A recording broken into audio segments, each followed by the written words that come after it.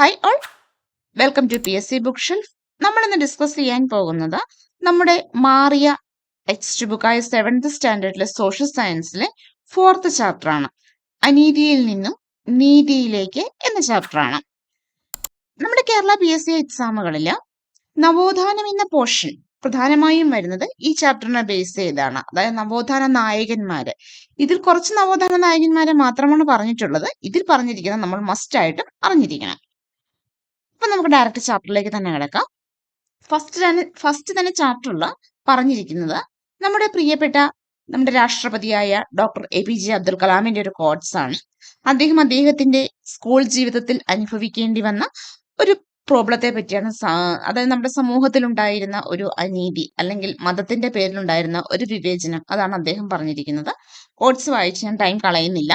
നമുക്ക് അറിഞ്ഞിരിക്കേണ്ടത് ഇത്രയേ ഉള്ളൂ. അദ്ദേഹത്തിന്റെ ആത്മകഥയായ അഗ്നിച്ചിറകുകൾ എല്ലാവർക്കും അറിയാവുന്നതാണ്. അദ്ദേഹത്തിന്റെ ആത്മകഥ ഏതാണെന്നുള്ളത് അഗ്നിച്ചിറകുകൾ എന്നതാണ് അദ്ദേഹത്തിന്റെ ആത്മകഥ.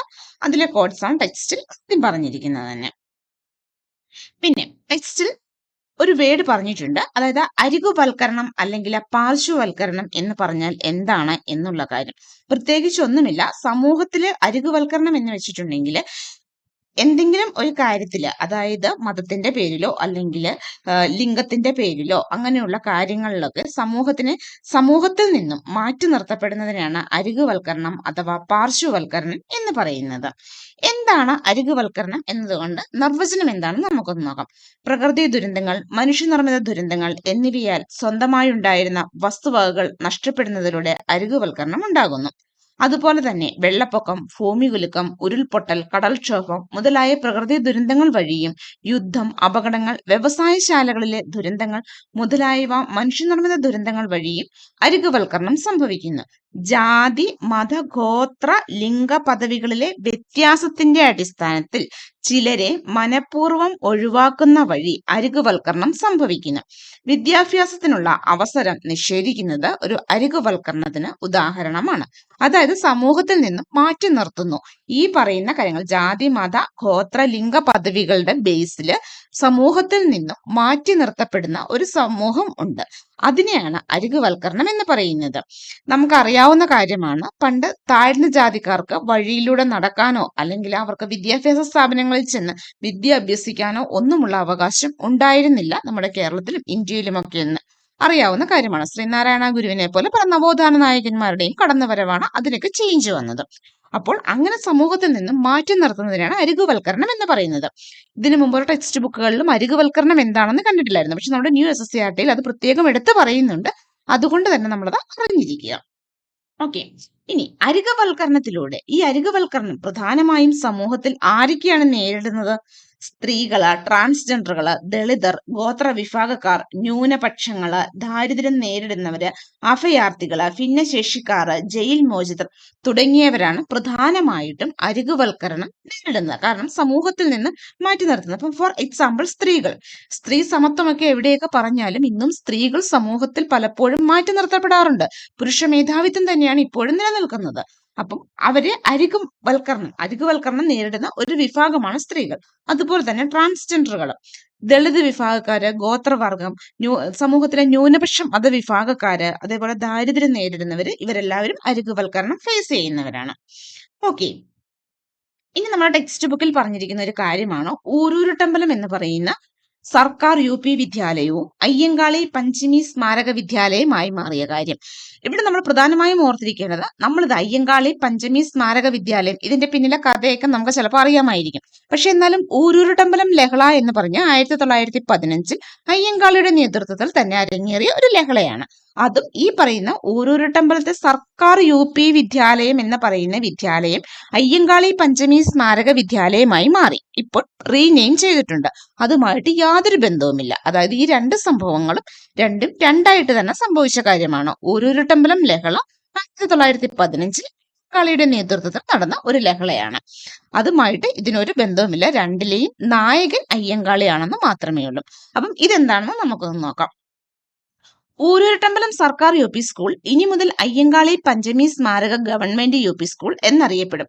കുടിപ്പള്ളിക്കുടമായിരുന്ന ഊരൂരുട്ടമ്പലം ഗവൺമെന്റ് UPSലെ ചരിത്രം മാറ്റിമറിച്ച സമരത്തിന് അയ്യങ്കാളി തുടക്കം കുറിച്ചത്. പഞ്ചമി എന്ന ദളിത് ബാലിക, പേരൊന്ന് ഓർത്തിരുന്നോളുക.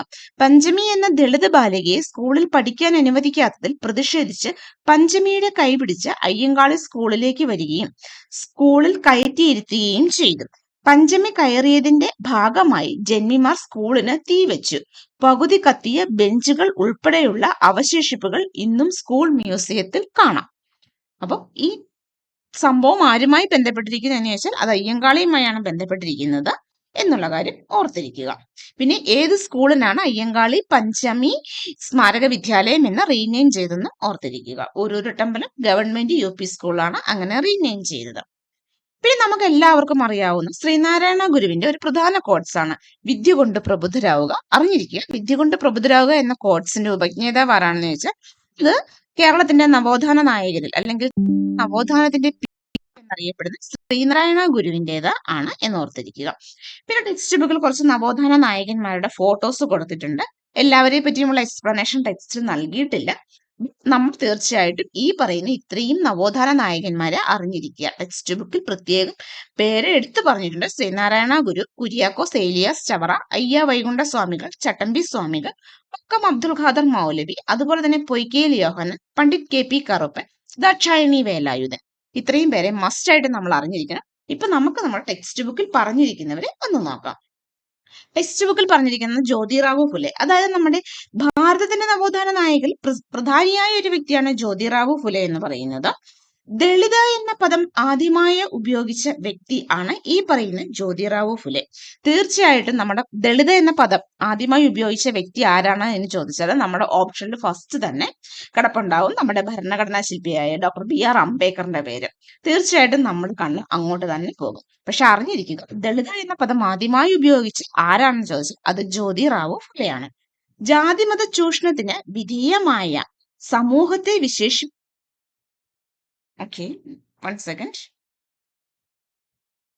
ജാതിമത ചൂഷണത്തിന് വിധേയമായ സമൂഹത്തെ വിശേഷിപ്പിക്കുന്ന പദമാണ് ദളിതം. സാമൂഹിക മാറ്റത്തിന് തുടക്കം കുറിച്ച് ജ്യോതിറാവു ഫുലെയാണ് ഈ പദം ആദ്യമായി ഉപയോഗിച്ചത്. സ്ത്രീകൾ, ദളിതർ എന്നിവർക്കായി വിദ്യാഭ്യാസ സ്ഥാപനങ്ങൾ ഫുലെ സ്ഥാപിച്ചു. അടുത്തതായി പറഞ്ഞിരിക്കുന്നത് സാവിത്രിബായി ഫുലെ. നവോത്ഥാന നായകരെ നമ്മൾ പഠിക്കാത്ത ഒരു വ്യക്തി തന്നെയാണ് സാവിത്രിബായി ഫുലെ. പക്ഷെ ടെക്സ്റ്റ് ബുക്കിൽ പറഞ്ഞിരിക്കുന്നത് കൊണ്ട് മസ്റ്റ് ആയിട്ട് പറഞ്ഞിരിക്കുക. ഇന്ത്യയിൽ ആദ്യമായി സ്ഥാപിച്ച പൂനെയിലെ വിദ്യാലയത്തിലെ പ്രധാന അധ്യാപികയായിരുന്നു. നമുക്കറിയാവുന്ന കാര്യമാണ്, പെൺകുട്ടികൾക്കായുള്ള ആദ്യ വിദ്യാഭ്യാസ സ്ഥാപനം ഇന്ത്യയിൽ സ്ഥാപിച്ചത് എവിടെയാണെന്ന് ചോദിച്ചാൽ അത് പൂനെയിലാണെന്ന് അറിയാവുന്ന കാര്യമാണ്. പക്ഷേ അതിന്റെ പ്രധാന അധ്യാപിക ആരാണെന്ന് നമുക്കറിയില്ല. അത് സാവിത്രിബായി ഫുലെയാണ്. അതുപോലെ തന്നെ കൃഷിക്കാർക്കും തൊഴിലാളികൾക്കുമായി നിശാ പാഠശാല ഇതുവരെയും PS ചോദിച്ചിട്ടുമില്ല. നമ്മൾ അത്ര സുപരിചിതമായ ഒരു കാര്യവുമല്ല നിശാ പാഠശാല എന്ന് പറയുന്നത്. അത് സ്ഥാപിച്ചത് ആരാണെന്ന് ചോദിച്ചാലും സാവിത്രിബായി ഫുലെ തന്നെയാണ്.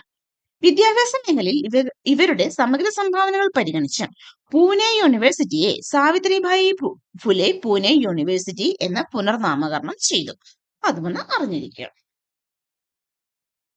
അടുത്തതായി പറഞ്ഞിരിക്കുന്ന ആള് EV രാമസ്വാമി നായികറെ പറ്റിയാണ്. EV രാമസ്വാമി നായികറെ പറ്റി നമുക്ക് എല്ലാവർക്കും അറിയാം. വൈക്കം ഹീറോ എന്നറിയപ്പെടുന്ന വ്യക്തിയാണ് EV രാമസ്വാമി നായികർ എന്നറിയാം. അതുപോലെ തന്നെ സ്വാഭിമാന പ്രസ്ഥാനത്തിന്റെ സ്ഥാപകനുമാണ് ഈ പറയുന്ന നമ്മുടെ EV രാമസ്വാമി നായികർ. ഇന്ത്യയിലെ പ്രധാന ജാതിവിരുദ്ധ സമര നായകരിൽ ഒരാളാണ്. സാമൂഹിക പരിഷ്കർത്താവായ ഇദ്ദേഹം ബ്രാഹ്മണാധിപത്യത്തിലൂന്നിയുള്ള സാമൂഹിക വിവേചനത്തിനെതിരെ നിലകൊണ്ടു. സ്ത്രീ വിദ്യാഭ്യാസത്തിന്റെ പ്രാധാന്യത്തെക്കുറിച്ച് ബോധ്യപ്പെടുത്തി പ്രവർത്തിച്ച വ്യക്തി കൂടിയായിരുന്നു പെരിയാർ.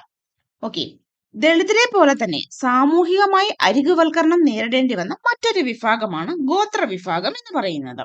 അതായത് പ്രത്യേക ഭൂമിശാസ്ത്ര മേഖലകളിൽ പ്രാചീന കാലം മുതൽ ഒത്തൊരുമിച്ച് താമസിച്ചിരുന്ന ഗോത്ര ജനത സ്വന്തമായ അറിവുകൾ നിർമ്മിക്കുകയും അവ പ്രയോഗിച്ച് ജീവിക്കുകയും ചെയ്യുന്നു. അവർ തനത് ജീവിത രീതിയും കലയും സാംസ്കാരിക മൂല്യങ്ങളും പിന്തുടരുന്നവരാണ്. ഗോത്ര ജനതയുടെ സാംസ്കാരിക സംഭാവനകൾക്ക് മുൻകാലങ്ങളെക്കാൾ പൊതുസമൂഹത്തിൽ സ്വീകാര്യത കൈവന്നിട്ടുണ്ട്. വസിക്കുന്ന ഇടങ്ങളിലെ വിഭവങ്ങളിൽ പൂർണ്ണാധികാരമുണ്ടായിരുന്ന ഗോത്ര ജനതയ്ക്ക് ആ അധികാരം ക്രമേണ നഷ്ടമായി. അതുമൂലമാണ് ഈ സാമൂഹിക വിഭാഗം അരികുവൽക്കരിക്കപ്പെട്ടത്. ഇനി നമ്മൾ ആരും അത്ര സുപരിചിതമില്ലാത്ത ഒരാളാണ് വെറിയർ എൽവിൻ എന്ന് പറയുന്ന ആള്. അതായത് ഇന്ത്യൻ നരവംശ ശാസ്ത്രത്തിൽ ഏറ്റവും പ്രധാനപ്പെട്ട സംഭാവനകൾ നൽകിയ വ്യക്തികളിൽ ഒരാളാണ്. ഗോത്ര മനുഷ്യരുടെ തനത് ജീവിത സംരക്ഷണത്തിന് വേണ്ടി പ്രവർത്തിച്ചു. ഗോത്രവർഗ മനുഷ്യരുള്ള ഇന്ത്യയുടെ നയം രൂപീകരിക്കുന്നതിൽ കാര്യമായ സ്വാധീനം ചെലുത്തിയ വ്യക്തിയാണ്. അപ്പം നവോത്ഥാന നായകര് പഠിക്കുമ്പോഴാണ് നമ്മൾ ഒരിക്കലും പഠിക്കാത്ത ഒരാളാണ് ബെറിയർ എൽവിൻ എന്ന് പറയുന്നത്. ഓർത്തിരിക്കുക, ഇന്ത്യൻ നരവംശ ശാസ്ത്രത്തിൽ ഏറ്റവും പ്രധാന പങ്ക് വഹിച്ചതാണ്. ഗോത്ര മനുഷ്യരുടെ തനത് ജീവിതത്തിന്റെ സംരക്ഷണത്തിന് വേണ്ടി പ്രവർത്തിച്ച വ്യക്തിയാണ്. പേര് മസ്റ്റായിട്ടും ഓർത്തിരിക്കുക. ഒന്നുകൂടി, ബെറിയർ എൽവിൻ. ഓക്കെ, അടുത്തതായിട്ട് നമുക്ക് നോക്കാനുള്ളത് ഡോക്ടർ എ അയ്യപ്പനാണ്. നമുക്ക് സഹോദരൻ അയ്യപ്പനെ പറ്റിയൊക്കെ അറിയാം, പക്ഷെ ഈ പറയുന്ന ഡോക്ടർ എ അയ്യപ്പൻ അത്ര പരിചിതമായിരിക്കില്ല. അതുകൊണ്ട് തന്നെ അത് മസ്റ്റ് ആയിട്ടും അറിഞ്ഞിരിക്കാം. തൃശൂർ ജില്ലയിലെ പവറട്ടിയിൽ 1905 ഫെബ്രുവരി മാസം 5-നാണ് അയ്യപ്പന്റെ ജനനം. ഇന്ത്യൻ സംസ്കാരങ്ങളെ കുറിച്ച് പഠിച്ച പ്രമുഖ നരവംശ ശാസ്ത്രജ്ഞനാണ് ആര്? Doctor A Ayyappan. London school of എക്കണോമിക്സിൽ നിന്നും മലിനോക്സിയുടെയും റെയ്മണ്ട് ഫിർത്തറിന്റെയും കീഴിൽ ഗവേഷണ പഠനം പൂർത്തിയാക്കി. കേരളത്തിലെ ഈഴവ ഗോത്ര സമുദായങ്ങളെ കുറിച്ച് പഠനത്തിന് സമഗ്ര സംഭാവന നൽകി. അപ്പം നമുക്ക് ഈഴവരുടെ, അതായത് സഹോദരൻ അയ്യപ്പൻ ഈഴവ സമുദായത്തിന് വേണ്ടി പ്രവർത്തിച്ച വ്യക്തിയാണെന്ന് അറിയാം. അപ്പൊ ഇതൊരു അയ്യപ്പനാണ്, വേണമെങ്കിൽ അങ്ങനെ ഒരു കണക്ഷൻ ഓർത്തിരിക്കും. പക്ഷെ രണ്ടുപേരും രണ്ട് വ്യക്തിയാണ്. ഡോക്ടർ എ അയ്യപ്പനാണ് ഇത്. ഇപ്പൊ നമ്മുടെ ഒരു കറണ്ട് അഫയേഴ്സ് എന്ന ഒന്നാണ് പറയുന്നത്. അതായത് 2020 രാജ്യത്തെ മികച്ച ഗായികയ്ക്കുള്ള ദേശീയ ചലച്ചിത്ര പുരസ്കാരം ലഭിച്ച വ്യക്തിയാണ് ഈ പറയുന്ന നഞ്ചിയമ്മ. അതുകൊണ്ട് തന്നെ ഇപ്പൊ കറണ്ട് അഫയേഴ്സ് അല്ല, ശരിക്കും അതൊരു GK പോർഷനായി മാറി. നഞ്ചിയമ്മയെ പറ്റി നമ്മൾ അറിഞ്ഞിരിക്കണം. പാലക്കാട് ജില്ലയിലെ അട്ടപ്പാടിയിലെ ഇരുള വിഭാഗം, ഓർത്തിരിക്കുക അവരുടെ വിഭാഗം ഏതാണെന്നുള്ള കാര്യം. ഇരുള വിഭാഗത്തിൽ നിന്നുള്ള നഞ്ചിയമ്മയ്ക്കായിരുന്നു 2020 രാജ്യത്തെ മികച്ച ഗായികയ്ക്കുള്ള ദേശീയ ചലച്ചിത്ര പുരസ്കാരം ലഭിച്ചത്. ഗോത്ര വിഭാഗങ്ങളിൽ നിന്ന് ഈ പുരസ്കാരം നേടുന്ന ആദ്യത്തെ ആളാണ് നഞ്ചിയമ്മ. അതുകൊണ്ട് തന്നെ നമ്മൾ മസ്റ്റായിട്ട് ഓർത്തിരിക്കണം, മലയാളിയാണ്, അതുകൊണ്ട് കൂടുതൽ ഇമ്പോർട്ടൻസ് ഉണ്ട്. ഈ പുരസ്കാരം നേടുന്ന ആദ്യത്തെ ആളാണ് നഞ്ചിയമ്മ. കളക്കാത്ത സന്തനമേറെ വെകുവോക പൂത്തിറക്കോ എന്ന് തുടങ്ങുന്ന ഗാനമായിരുന്നു നഞ്ചിയമ്മ ആലപിച്ചത്. ഓർത്തിരിക്കാൻ പറ്റുന്നവർ ഓർത്തിരിക്കുക, ജസ്റ്റ് ഒന്ന്. എന്തായാലും അതിൽ 2-3 വേർഡ്സ് ഒക്കെ ഓർത്തിരുന്നാൽ നമുക്ക് ഓർത്തിരിക്കാൻ പറ്റും. ഓക്കെ, അപ്പൊ നഞ്ചിയമ്മയെ പറ്റി അറിഞ്ഞിരിക്കുക. നഞ്ചിയമ്മയാണ് ഗോത്ര സമൂഹത്തിൽ നിന്ന് ആദ്യമായിട്ട് രാജ്യത്തെ മികച്ച ഗായികയ്ക്കുള്ള ദേശീയ ചലച്ചിത്ര പുരസ്കാരം നേടിയ വ്യക്തി. ഓക്കെ, അടുത്തത് നമുക്ക് അറിഞ്ഞിരിക്കേണ്ട നിലമ്പൂർ ആയിഷയെ പറ്റിയാണ്. നിലമ്പൂർ ആയിഷ, അതിൽ ജീവിതത്തിനും അരങ്ങിനും ഇടയിൽ എന്ന നോവൽ ആരുടേതാണ് എന്നാണ് നിലമ്പൂർ ആയിഷയുടേതാണ്. അത് ഓർത്തിരിക്കുക. അവർ സമൂഹത്തിൽ നേരിടേണ്ടി വന്ന പ്രശ്നങ്ങളെ പറ്റി അവരുടെ ഒരു കോട്സ് ആണ് ടെക്സ്റ്റ് ബുക്കിൽ നൽകിയിരിക്കുന്നത്. നമ്മൾ അറിഞ്ഞിരിക്കേണ്ടത് നിലമ്പൂർ ആയിഷ ആരാണെന്നുള്ളതാണ്. നാടക സിനിമാ പ്രവർത്തകയായി നിലമ്പൂർ ആയിഷ, അതായത് അവരുടെ പ്രൊഫഷൻ ഏതാണെന്ന് ചോദിച്ചാൽ നാടക സിനിമാ പ്രവർത്തകയാണ് നിലമ്പൂർ ആയിഷ. അതേപോലെ തന്നെ ജീവിതത്തിനും അരങ്ങിനും ഇടയിൽ എന്നത് ആരുടേതാണ് എന്ന് ചോദിച്ചിട്ടുണ്ടെങ്കിൽ അത് നിലമ്പൂർ ആയിഷ എഴുതിയതാണ്. ഇത്രയും അറിഞ്ഞിരിക്കാം. പിന്നെ നമ്മൾ അറിഞ്ഞിരിക്കേണ്ട ഒരു നവോത്ഥാന നായികയാണ് പണ്ഡിത രമാബായി എന്ന് പറയുന്നത്. അതായത് വിധവാ വിദ്യാഭ്യാസത്തിന് വേണ്ടിയിട്ട് പ്രവർത്തിച്ച വ്യക്തിയാണ് പണ്ഡിത് രമാബായി. അത് പിന്നെ നമ്മൾ നവോത്ഥാന നായകരെ പഠിക്കുമ്പോൾ, ഇന്ത്യയിലെ നവോത്ഥാന നായകരെ പഠിക്കുമ്പോൾ പഠിക്കുന്ന ഒരു വ്യക്തിയാണ് പണ്ഡിത രമാബായി.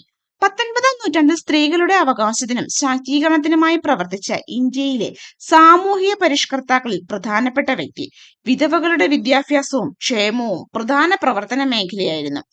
ഇന്ത്യയിലെ സ്ത്രീകളുടെ അവസ്ഥയെക്കുറിച്ച് പഠിക്കുകയും പ്രശ്നങ്ങൾ പരിഹരിക്കാൻ വേണ്ട പ്രവർത്തനങ്ങൾക്ക് നേതൃത്വം നൽകുകയും ചെയ്തു. അതാണ് പണ്ഡിത രമാബായി എന്ന് പറയുന്നത്. ഇനി നമുക്ക് പഠിക്കാനുള്ളത് 2 മലയാളികളാണ്. നമ്മള് നവോത്ഥാന നായകരെ പറ്റി, അല്ലെങ്കിൽ കേരളത്തിലെ നവോത്ഥാന നായകരെ പറ്റി പറയുമ്പോഴും ഇത്ര ഇമ്പോർട്ടൻസ് കൊടുക്കാത്ത ഒന്നാണ്, പക്ഷെ ടെക്സ്റ്റ് ബുക്കിൽ നൽകിയിരിക്കുന്നത് കൊണ്ട് നമ്മൾ മസ്റ്റ് ആയിട്ട് അറിഞ്ഞിരിക്കണം. ഡോക്ടർ പുന്നൻ ലൂക്കോസ്.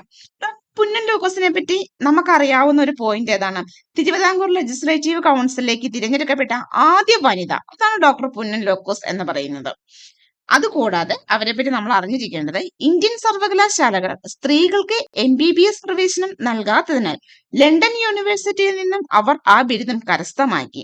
കേരളത്തിൽ വൈദ്യശാസ്ത്രത്തിൽ ബിരുദം നേടിയ ആദ്യ വനിത എന്ന നിലയിൽ പ്രശസ്തയാണ്. അതുകൂടാതെ നമ്മൾ ആ പറഞ്ഞൊരു പോയിന്റും കൂടെ ഉണ്ട്. തിരുവിതാംകൂർ ലെജിസ്ലേറ്റീവ് കൗൺസിലിലെ ആദ്യ വനിതാ പ്രതിനിധിയായിരുന്നു ഡോക്ടർ പുന്നൻ ലൂക്കോസ്. അടുത്തത് അറിഞ്ഞിരിക്കേണ്ടത് EK ജാനകി അമ്മാളാണ്. EK ജാനകി അമ്മാളും നമുക്കത്ര പരിചിതമായ ഒരാളല്ല, അതുകൊണ്ട് തന്നെ ഫസ്റ്റ് നോക്കാം. കേരളത്തിലെ തലശ്ശേരിയിൽ ജനിച്ച വിശ്വപ്രസിദ്ധമായ സസ്യശാസ്ത്രജ്ഞയാണ് ഈ പറയുന്ന ഇ.കെ. ജാനകി അമ്മാളം. കോയമ്പത്തൂരിലെ കരിമ്പ് ഗവേഷണ കേന്ദ്രത്തിൽ അത്യുൽപാദന ശേഷിയുള്ള സങ്കരയിനം കരിമ്പ് വികസിപ്പിച്ചു. ബൊട്ടാണിക്കൽ സർവേ ഓഫ് ഇന്ത്യയുടെ ആദ്യ ഡയറക്ടറാണ്. ഓർത്തിരിക്കുക, ബൊട്ടാണിക്കൽ സർവേ ഓഫ് ഇന്ത്യയുടെ ആദ്യ ഡയറക്ടർ ആരാണ്? ബൊട്ടാണിക്കൽ സർവേ ഓഫ് ഇന്ത്യയുടെ ആദ്യ ഡയറക്ടർ ജനറൽ 1977 രാജ്യം പത്മശ്രീ പുരസ്കാരം നൽകി ആദരിച്ചു. ഓക്കെ, അപ്പൊ ഇത്രയും നവോത്ഥാന നായകരെ പറ്റിയാണ് ടെക്സ്റ്റ് ബുക്കിൽ പറഞ്ഞിരിക്കുന്നത്. അത് കുറച്ചുപേര് പുതിയ ആൾക്കാരാണ്, അതുകൊണ്ട് തന്നെ നമ്മൾ അവരെല്ലാവരെയും ഒന്നറിഞ്ഞിരിക്കുക. ഇനി നമുക്കറിയാവുന്നതാണ് ട്രാൻസ്ജെൻഡേഴ്സ് എന്താണ്, ന്യൂനപക്ഷ വിഭാഗം എന്ന് പറഞ്ഞാൽ എന്താണ്, ഭിന്നശേഷിക്കാരെന്താണ് എന്നുള്ള കാര്യം. അതിന്റെ നിർവചനം ഒന്ന് പറഞ്ഞിട്ടുണ്ട് ടെക്സ്റ്റ് ബുക്കിൽ. ട്രാൻസ്ജെൻഡർ എന്ന് വെച്ചാൽ ട്രാൻസ്ജെൻഡർ വ്യക്തി എന്നാൽ ജനന സമയത്ത് ആ വ്യക്തിക്ക് നൽകിയിട്ടുള്ള ലിംഗപദവുമായി പൊരുത്തപ്പെടാത്ത വ്യക്തി എന്നാണ് അർത്ഥമാകുന്നത്. ഇതിന് ട്രാൻസ് പുരുഷനും ട്രാൻസ് സ്ത്രീയും ഉൾപ്പെടും. ഓക്കെ, അടുത്ത ന്യൂനപക്ഷം.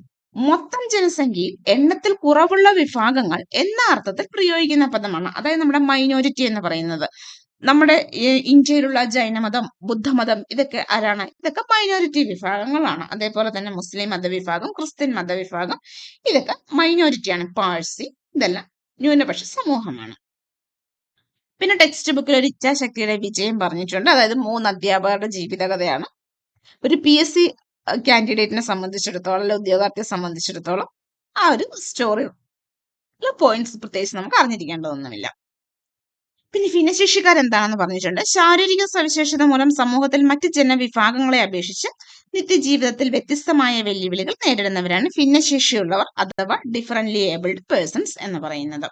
പിന്നെ നമുക്ക് അറിഞ്ഞിരിക്കേണ്ട പ്രധാന പോയിന്റ്, ഭിന്നശേഷിക്കാർക്ക് ഒരു അവകാശ സംരക്ഷണ നിയമം വന്നിട്ടുണ്ട്. അതിന്റെ ഇയർ മസ്റ്റ് ആയിട്ട് അറിഞ്ഞിരിക്കുക. അവകാശ സംരക്ഷണ നിയമം എന്നാണ് 2016 അവകാശ സംരക്ഷണ നിയമം വന്നത്. ഭിന്നശേഷിക്കാർക്ക് വിവേചനരഹിതവും തുല്യതയിലും ഊന്നിയതുമായ സാമൂഹ്യ ജീവിതം ഉറപ്പുവരുത്താൻ നിലവിൽ വന്ന നിയമം. ഇനി പാരാ ഒളിമ്പിക്സ്. ഭിന്നശേഷിക്കാർക്ക് വേണ്ടിയിട്ടുള്ള ഒളിമ്പിക്സ് ആണ് പാരാ ഒളിമ്പിക്സ് എന്ന് പറയുന്നത്. മിക്കവാറും തന്നെ നമ്മുടെ ഒളിമ്പിക്സിന്റെ വെന്യൂ ഏതാണോ അവിടെ തന്നെയാണ് പാരാലിമ്പിക്സ് നടക്കുന്നത്. ഇനി അത് ആദ്യമായി സ്റ്റാർട്ട് ചെയ്ത് 1948 ഇയർ ഓർത്തിരിക്കുക. 1948 ആ പാരാ ഒളിമ്പിക്സ് ആദ്യമായി സ്റ്റാർട്ട് ചെയ്തത്. ഇനി വിവേചനം തടയാൻ ഭരണഘടന, അതായത് നമ്മളിപ്പം വിവേചനത്തിനെ പറ്റിയൊക്കെ പറഞ്ഞു. അപ്പൊ നമുക്ക് നമ്മുടെ ഭരണഘടനയിൽ തന്നെ ഇതിനെ പറ്റിയൊക്കെ പറഞ്ഞിട്ടുണ്ട്. ഇതിന് പ്രത്യേക ആർട്ടിക്കിളുകളും പറഞ്ഞിട്ടുണ്ട്. ഇതിനകത്ത് ഭരണഘടനയിൽ ഇങ്ങനെയൊരു ഭാഗം ഉൾപ്പെടുത്താനും അല്ലെങ്കിൽ ഈ പറയുന്ന വിവേചനം തടയാൻ ഭരണഘടനയിൽ ഉൾപ്പെടുത്തണം എന്നൊക്കെ ഒരുപാട് ആശയങ്ങൾ മുന്നോട്ട് വെച്ച ആൾ നമ്മുടെ ഭരണഘടനാ ശില്പി എന്നറിയപ്പെടുന്ന ഡോക്ടർ BR അംബേദ്കർ തന്നെയാണ്. ഇന്ത്യൻ ഭരണഘടനാ ശില്പി ദളിതരുടെ സാമൂഹിക രാഷ്ട്രീയ ഉന്നമനത്തിന് വേണ്ടി ശക്തമായി പ്രവർത്തിച്ചു. ഇന്ത്യയിലെ അരികവൽകൃത വിഭാഗങ്ങളുടെ പ്രശ്നങ്ങൾ തന്റെ രചനകളിലൂടെ അവതരിപ്പിക്കുകയും അവർക്ക് നിയമപരമായ സംരക്ഷണം സാധ്യമാകുന്നതിന് വേണ്ടി നിലകൊള്ളുകയും ചെയ്ത വ്യക്തിയാണ്. അതുകൊണ്ട് തന്നെ ഞാൻ ക്ലാസ്സിന്റെ സ്റ്റാർട്ടിങ്ങിൽ പറഞ്ഞത് ദളിത എന്ന പദം ആദ്യമായി ഉപയോഗിച്ച വ്യക്തി എന്ന് പറഞ്ഞാൽ നമുക്ക് പെട്ടെന്ന് BR അംബേദ്കറിനെ ആയിരിക്കും ഓർമ്മ വരുന്നത്. പക്ഷെ അതിന്റെ ആൻസർ ജ്യോതിറാവു ഫുലെയാണ്. നമ്മുടെ ഇന്ത്യൻ ഭരണഘടനയിലെ 2 ആർട്ടിക്കിളുകളിൽ ഇതിനെപ്പറ്റി വ്യക്തമായി തന്നെ പറഞ്ഞിട്ടുണ്ട്. നമ്മൾ പ്രീവിയസ് ക്ലാസ്സിൽ പറഞ്ഞായിരുന്നു. ഇതിന് തൊട്ട് മുമ്പുള്ള ചാപ്റ്റർ ഭരണഘടന എന്ന ചാപ്റ്റർ ആയിരുന്നു. അപ്പൊ അത് കണ്ടിട്ടില്ലാത്തവർ മസ്റ്റ് ആയിട്ട് ആ ചാപ്റ്റർ ഒന്ന് പോയി കാണുക. ഇന്ത്യൻ ഭരണഘടന എല്ലാ പൗരന്മാർക്കും തുല്യത ഉറപ്പുവരുത്തുന്നു. അത് ഏത് അനുച്ഛേദത്തിലാണ്? അനുച്ഛേദം 14 പറയുന്നത്. ഇനി മതം, വംശം, ജാതി, ലിംഗഭേദം, ജനിച്ച സ്ഥലം എന്നിവയുടെ പേരിൽ യാതൊരു വിവേചനവും പാടില്ല. അതെവിടെയാണ് ഭരണഘടന അനുശാസിക്കുന്ന? ഏത് ആർട്ടിക്കിളിലാണ് അനുശാസിക്കുന്നത്? ആർട്ടിക്കിൾ 15 14ഉം 15ഉമാണ് വിവേചനത്തിന് എതിരെയുള്ള ആർട്ടിക്കിളുകളായി വരുന്നത്. അപ്പൊ നമുക്ക് ഇത്രയുമാണ് ഈ ചാപ്റ്ററിൽ നോക്കാനുള്ളത്. ഇതൊരു വളരെ ചെറിയൊരു ചാപ്റ്റർ ആയിരുന്നു. കുറച്ച് നവോത്ഥാന നായകന്മാരെ പറ്റി മാത്രമായിരുന്നു ഈ ചാപ്റ്ററിൽ പറഞ്ഞിരുന്നത്. അപ്പം എല്ലാവർക്കും മനസ്സിലായി എന്ന് വിശ്വസിക്കുന്നു. നിങ്ങളുടെ സപ്പോർട്ട് ഉണ്ടെങ്കിൽ മാത്രമാണ് നമുക്ക് മുന്നോട്ട് പോകാൻ സാധിക്കുകയുള്ളൂ. അതുകൊണ്ട് എല്ലാവരും ദയവ് ചെയ്ത് ചാനൽ സബ്സ്ക്രൈബ് ചെയ്യുക, ഞങ്ങളെ സപ്പോർട്ട് ചെയ്യുക. ഓക്കെ, അപ്പൊ അടുത്തൊരു SSCRT ചാപ്റ്ററുമായി വരുന്നത് വരെ see you. Bye.